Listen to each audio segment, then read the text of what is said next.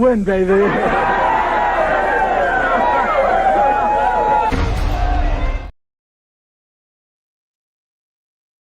Oh, what's good? It's the late night lounge session.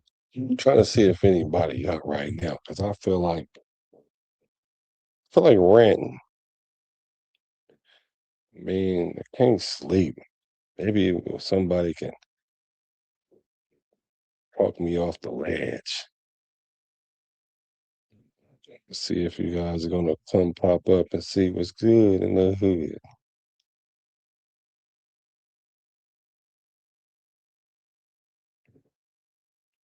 Let's see if anybody gonna pop in here.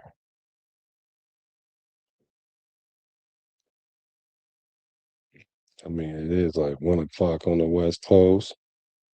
It's like 4 o'clock on the East Coast. From what I understand that there's like people that's up this time of night.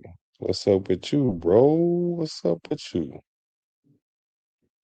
I want to play this video of something I seen. I was wondering what a few people thought about it. Let's get to it. Let's see.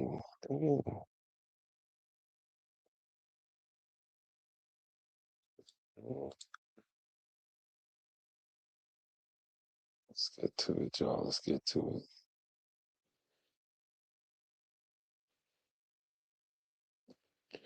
All right, let me get this off here.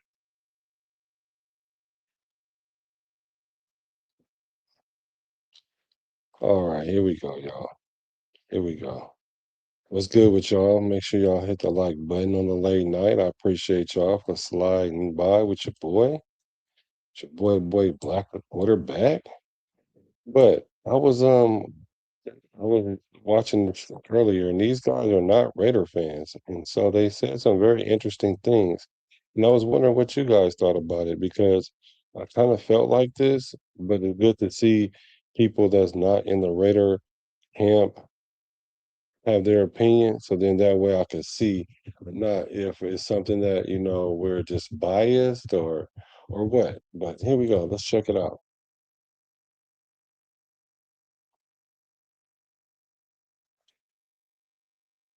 As we get closer to training camp, momentum is building as the Raiders are making big changes. They've already made a bunch of big moves, and I think they're setting up a really smart under the radar trade. I think this is really good management and really good deal making potential here out of the Raiders front office. We'll dive into the latest reporting there and what it means for the Raiders in just 1 second. But first, I'm Nick. That is Andrew, and this is Saturday Morning Inspection.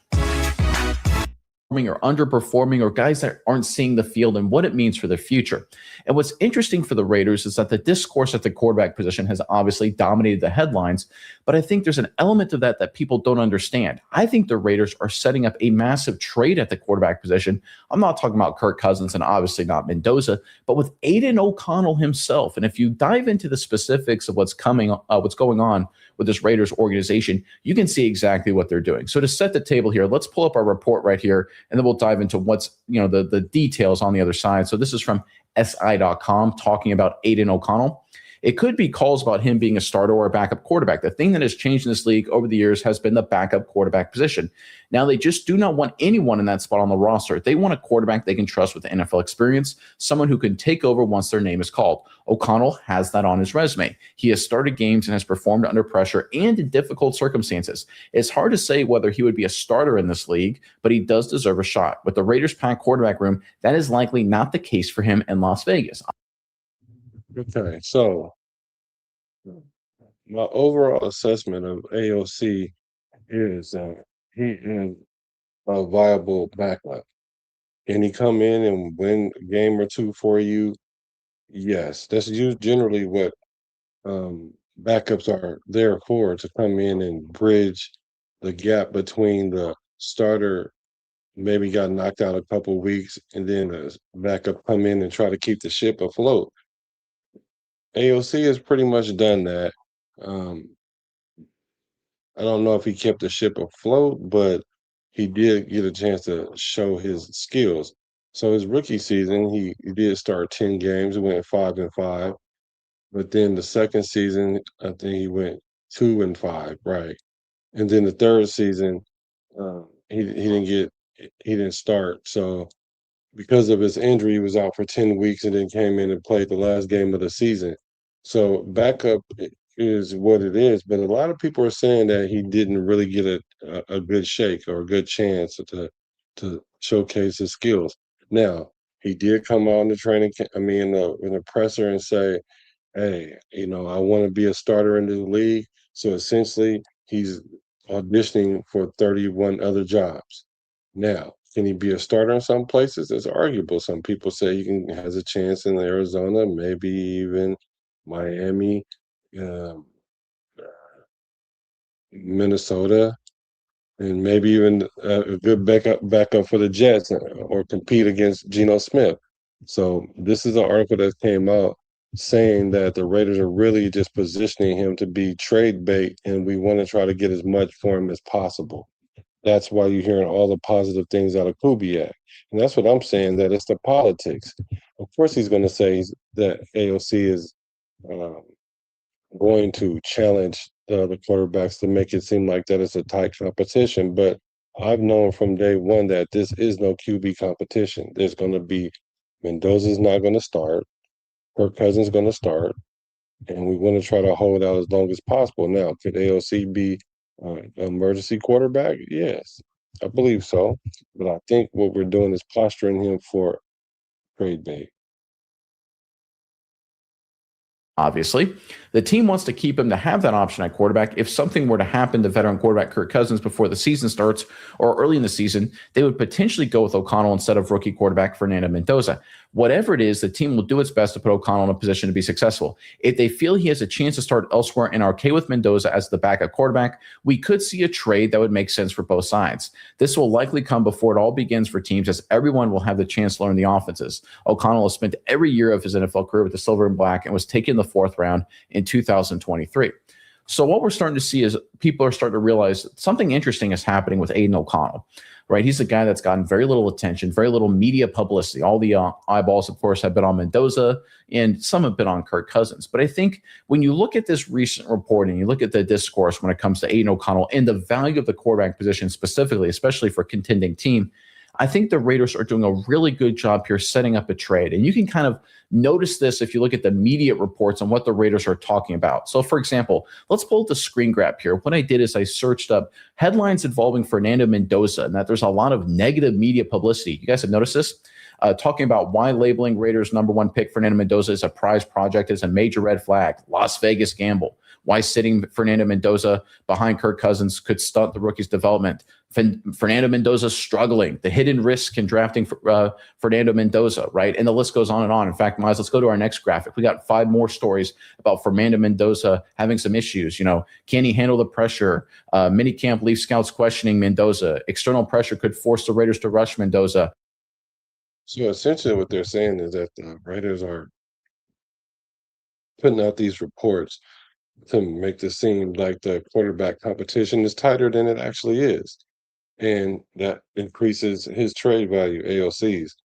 Initially, they said a 6th-round pick is like an equivalent. Now I'm starting to hear a 5th round. So if we can get something in the 5th round, maybe even a 4th round, then you see what SpyTech can do with the 4th round, with 4th-round picks. And I think we got Dalton Johnson in the 4th round. Glaring weaknesses that haunt Mendoza, right? All this negative headlines, all this negative publicity. What does it really mean? This is what you see before a trade. What the Raiders are trying to do here is make sure that Aiden O'Connell's value doesn't drop like a freaking rock. Because right now, if you're one of the other 31 teams and you're interested in trading for Aiden O'Connell, you look at the Raiders quarterback room, you say, listen, you got your future guy in Mendoza, and you got your current guy in Kirk Cousins. Aiden O'Connell's not worth anything to you. So we won't give you anything for Aiden O'Connell. We have all the leverage. Whereas the Raiders, what they're trying to do here, and this is what smart teams do, it happens all of the time. What they're trying to do is basically say, listen, Aiden O'Connell, he may be our backup. He's our #2 quarterback. We love him as our backup. You guys see all the reports. Mendoza is struggling, with air quotes there. Of course, obviously, that's standard rookie stuff. But the reality is, what the Raiders are doing is setting up this trade. They're putting the pieces in place to make sure O'Connell's value doesn't drop even further. Because I do believe Spytek is going to trade O'Connell. The value is there and the opportunity is there as well. You have to look at the timing of all of this. Why do we see the reports about the O'Connell trade? We look at the Mendoza storylines, and then we pull up the screen grab here from overthecap.com. And this is O'Connell's contract situation. 2026, this upcoming season, is the last year he's under contract. He's a free agent after the season. He walks away from the Raiders after 2026, which means the Raiders will get nothing in return. And his cap number, you can see it all the way there on the far right, the bottom right box there, $3.8 million. Again, that's a tiny amount in terms of cap space for a team to absorb. So super tradable. And now's the Raiders' last chance if they wanted to move on from Aiden O'Connell. When you factor in the timing, you factor in the reports, you factor in everything we're hearing out of Las Vegas, I think it's becoming inherently obvious John Spytek and company are trying to set up this trade. And again, you have to be very careful if you're in a situation like the Raiders, because every single other NFL team is looking at you and saying, yeah, you don't want Aiden O'Connell. You want Mendoza and Cousins. We'll give you our last pick in the 7th round for the quarterback, which is not a good deal for the Raiders. So what do? You kind of tamper down the Mendoza expectations, right? You hype up, the challenges he's having. You talk about the fact that, hey, listen, he's got to go through some bumps and bruises, right? The media narrative that's prevailing out of the Raiders is, Mendoza's got a long way to go. And while I do think that is true, I think, that's all part of the process of being a young quarterback. I think you can't look at it in a vacuum. I think what we're actually seeing is a trade being set up by the Raiders. Again, a lot of people get really hyper-focused on the individual headline. Oh, Mendoza's not doing well, or maybe he is. I think what we need to do is take a step back and look at the larger picture. The Raiders under John Spytek, certainly this offseason, have done a phenomenal job playing the long game. Do you remember during the Clint Kubiak head coaching search? They took their time. They went through the process. They interviewed a lot of people, but it was very clear they were trying to get Kubiak. They didn't rush. They played out the entire offseason. Of course, Kubiak, with the offensive coordinator with Seattle, had to coach all the way through the Super Bowl. They didn't rush to make a decision. They executed their strategy, and when the moments were right, they acted. And in the end, they got their man. That's how John Spytek has operated this offseason. That's frankly how I think they're going to operate going forward. So, what do you guys think about that? What do you guys think about that? He said, "Don't be upset. He's another Ryan Leaf." Um, well, the expectation for Ryan Leaf was a lot higher than it is for AOC. I think the main argument is that AOC really haven't had a clean shot at starting, and then the one time that he did, he was over AP. Antonio Pierce wanted to start him, but he was overrun. He got overrode or vetoed, and that puts Aiden back on the back burner. So, do we get draft capital for him, or do we just continue to just keep him on the roster and see what he's worth at the end of the year? I think that's pretty dangerous. But if he's going to serve as an emergency quarterback for the first few weeks, I think at the trade deadline, before the trade deadline, he is going to be shipped off. It's just the price of doing business. Uh, it's not that I don't like him. I just don't think that. Well, I don't think he's a starter. It's clear he's not going to be the starter here. And if he wants to accept the role of being the backup, then I'm all with that. I think he'll be a very good backup. I think we'll have the best quarterback room in football, at least the top 3.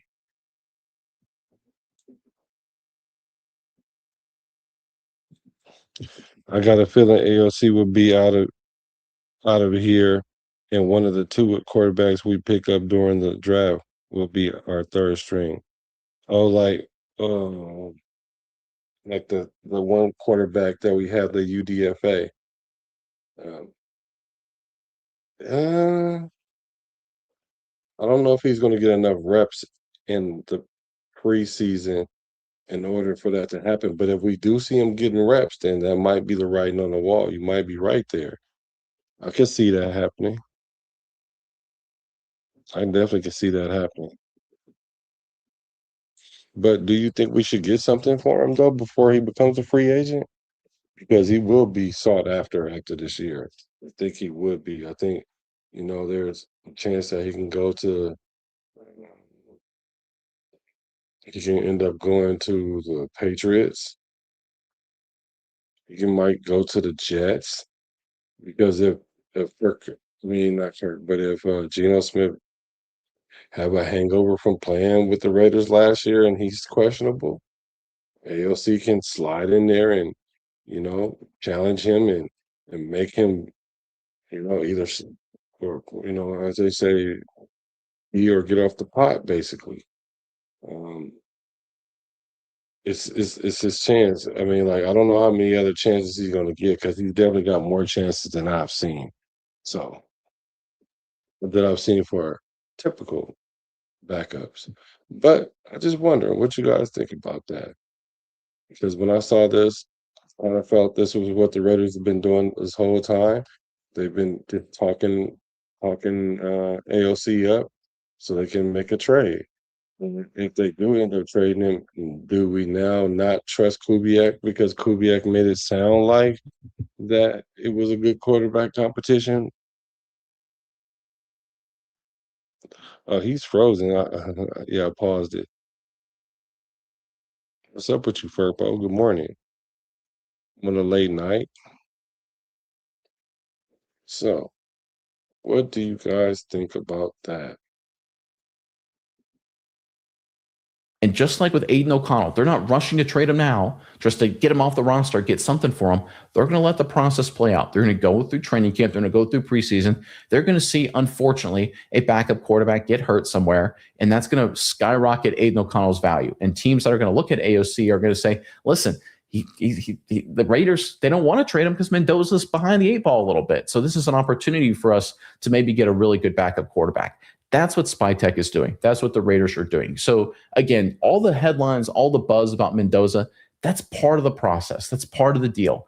All these rookies, especially in a situation like this, always have their expectations really tamped down, especially when you have a valuable asset like Aiden O'Connell that I think before it's all said and done, the Raiders are going to be able to flip for a decent sized return.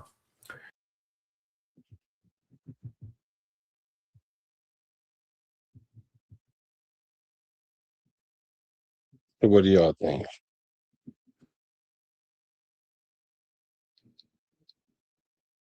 Oh, you thought he was live with me? Nah, it's a video. So it's late. Hope y'all had a good fourth. How was your fourth, brother? But make sure y'all hit the like and subscribe. I'm trying to get to this goal. That's why I'm up at 1:30 in the morning, West Coast time, 4:30 in the morning, East Coast time. Please hit the like button, hit the subscribe button, and tell me what you guys think about this. Do you think this is something that's legit, or do you think it's just more just well, like smoke and mirrors? Because usually where there's smoke, there's fire. But is it endo smoke or is it a bonfire? So, what do you guys think? This was cool. I was chill. I chilled for the fourth. Yep. So we're gonna go. I'm gonna go live tomorrow. Probably a couple times tomorrow or today. I'm gonna be with the Good Raider later, 7:30 West Coast time. Um, and then I'll be on at 3 o'clock West Coast time as well. And we will talk more Raiders football. So, to my Raiders, have a good night. I'm a Raider from the Bay to LA to Las Vegas. Recipes